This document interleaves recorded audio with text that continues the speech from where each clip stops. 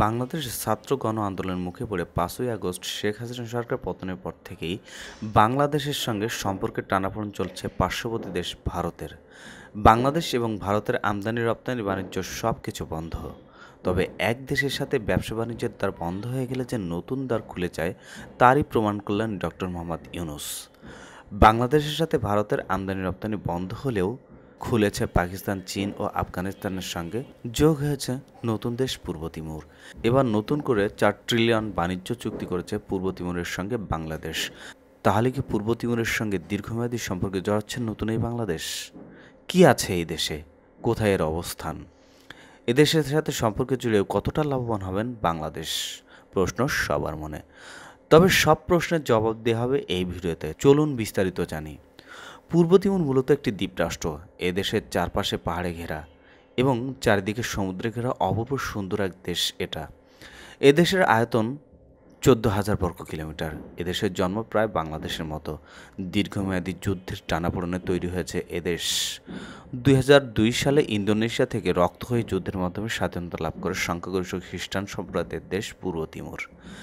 দেশটি বাংলাদেশের জন্য বড় একটা বাণিজ্য কেন্দ্র হতে পারে, কারণ এই দেশের স্বাধীনতা লাভের পর থেকে সফলভাবে প্লাস্টিক, ইলেকট্রনিক্স এবং ইলেকট্রিক জিনিস তৈরি করে আসছে, যা বাংলাদেশিদের জন্য অনেকাংশে সুবিধা বয়ে নিয়ে আসবে।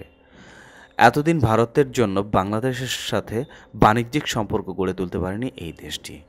তবে বর্তমান সময়ে বাংলাদেশ সফরের মাধ্যমে সেই সম্পর্কের নতুন মোড় নিতে চলেছে বলে ভাবছে নেটিজনরা। ১৫ই ডিসেম্বর ঢাকা সফরের মাধ্যমে বেশ কিছু বাণিজ্যের চুক্তি স্বাক্ষর করেন শান্তিতে নোবেলজয়ী পূর্ব তিমুরের এই নবঘোষিত প্রেসিডেন্ট, যা বাংলাদেশের জন্য সুখবর বলে মনে করা হচ্ছে।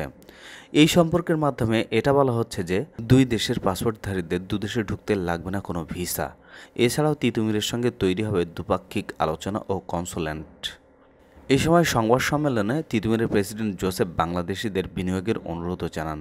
এছাড়াও তিনি আরও বলেন, ডক্টর ইউনূসের ডাকে বাংলাদেশে আসা তার জন্য ভাগ্যের ব্যাপার।